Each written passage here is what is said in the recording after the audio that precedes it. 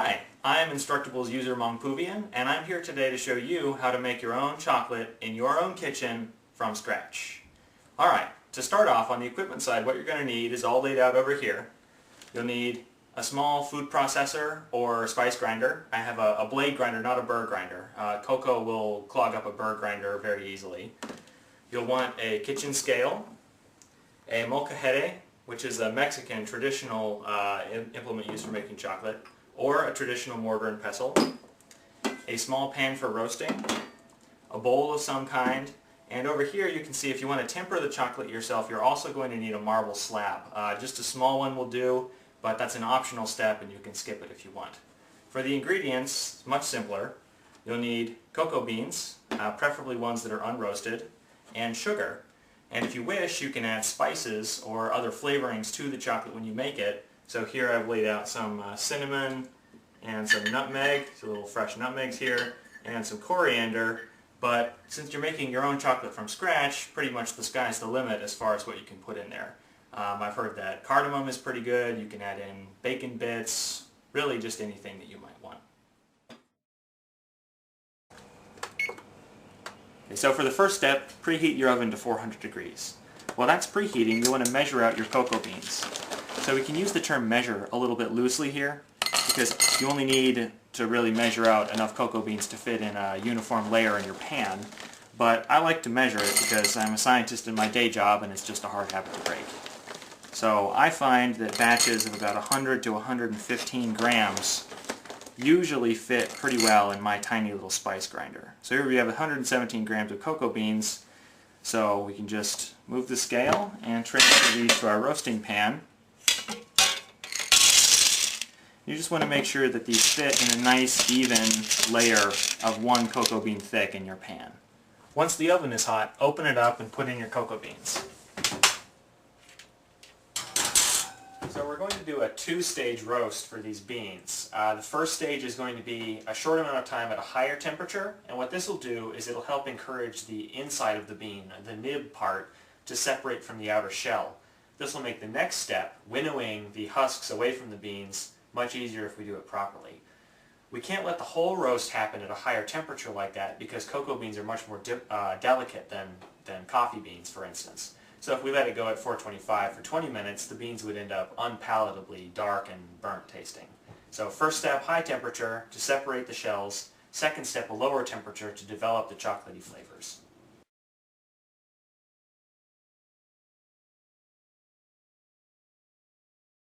Alright, so what we need to do now is we need to take the beans that we've just roasted and separate the husks from the nibs, which are the desirable part inside the bean. Now there's two ways to do this. You can either take the beans and peel them individually, so you just crack the husks off like that and extract the core of the bean. So this method has the advantage of giving you a nice large solid piece to work with, but the disadvantage is that it's rather slow and time consuming. A much faster way to do this is sort of by mimicking the way that industry actually separates the hulls from their beans. So if you want to do it the fast way, get yourself a plastic bag and transfer the cocoa beans into it. So just put them all in there. It's okay if you lose a few. Alright, seal up the bag. Place it on a hard surface. It doesn't have to be a cutting board, but I find a cutting board is a useful hard surface to have around, so we'll use that. Get a rolling pin or other heavy object, anything will work, a book or a pot or a pan, and then you want to thoroughly crush all of the beans inside the plastic bag.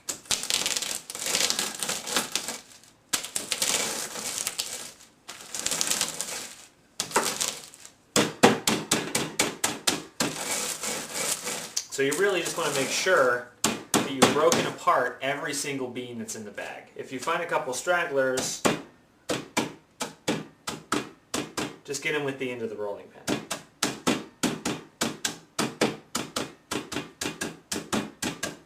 Alright, looks good. Now it's time to winnow the hulls away from the nibs.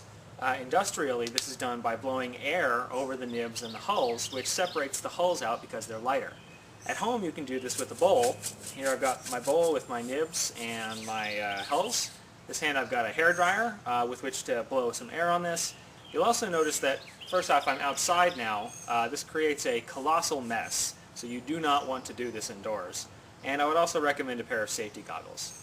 Again, the goggles aren't required, they're optional, but if you've had a bunch of cocoa hulls blown into your face once, you'll probably want to wear the goggles the next time you do this. So all we got to do, blow the hairdryer into the bowl and toss it gently so that we can separate out the lighter parts from the heavier.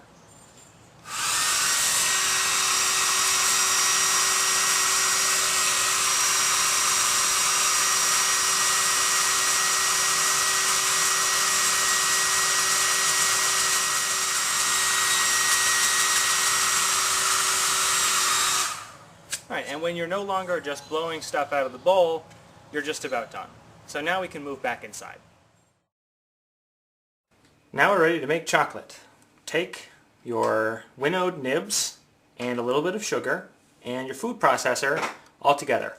Now I want to make about a 70% chocolate, so in here I have 70 grams of nibs and in here I have 30 grams of sugar.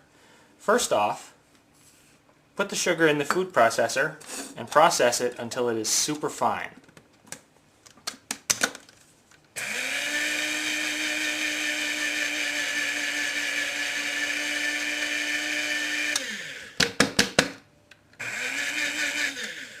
This doesn't really take too long.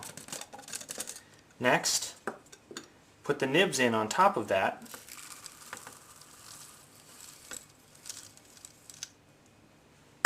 And start grinding.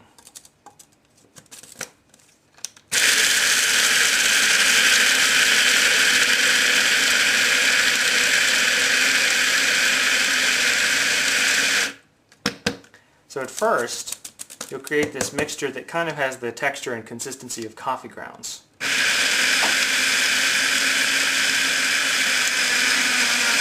You want to keep going, and occasionally you need to scrape down the sides so that you get all the little bits that are stuck into the blades. You want to make sure that it all gets intimately mixed in there. So what I've done here is I've taken some of the mix out so as to not overtax my poor spice grinder, and to show you sort of the consistency that you're going to be aiming for as it continues to blend down.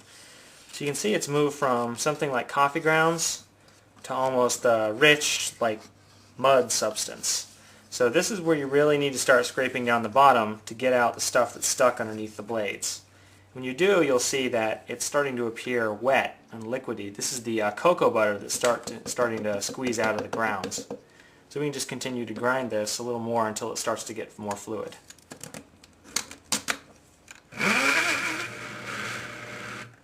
So you can see here now we're getting much closer to our finished product. So it's almost a thick paste now. It's gotten sort of out of the mud stage and closer to the wet clay stage. These are technical terms, mind you. If you poke it around with your spatula, you see that the mass is starting to become more sort of consistent, but we can still see that it's quite grainy to the naked eye. So we're going to need to continue grinding it until it no longer looks rough to us on the outside.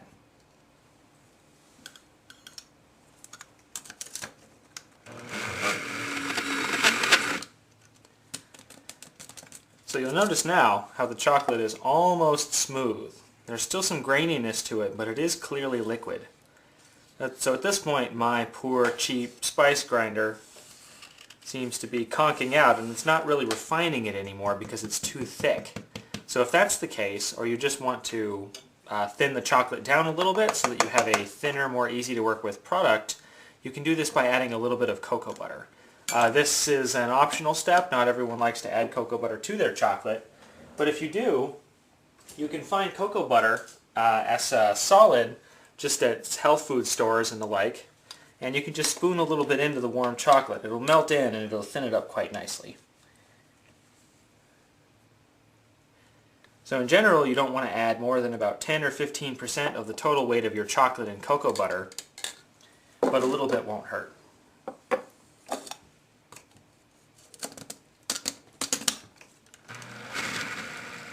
Alright, now that the chocolate is as liquid as it's going to get, you can see it's nice and fluid now. Still a little grainy, but sometimes that can't be helped.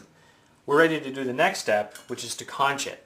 Conching is a process by which we take the chocolate and we put it into a device like this molcajete and then grind it around for a while to coat all of the cocoa fat particles, all of the cocoa solids with fat, and help develop some more of that chocolatey flavor. So take your raw chocolate now and put it into the mortar and pestle or molcajete. Now this has been warmed in the oven just for a few minutes so that the chocolate won't solidify or seize up on us. Just transfer it all out.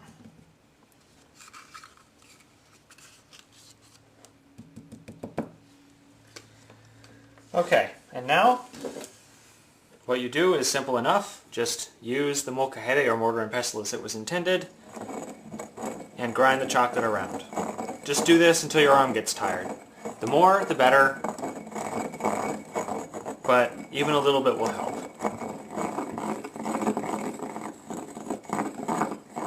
So you might be wondering to yourself, when am I done with conching?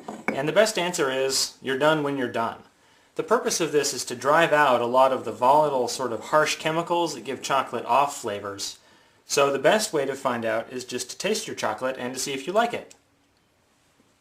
And I do. Once the chocolate meets with your high standards, you're ready for tempering it if you so choose. Tempering increases the shelf life and stability of the chocolate, so I would highly recommend it. So if you're going to temper it, get out your marble slab, and you're also going to need some form of scraping tool. I use these two paint scrapers that I got at the local hardware store.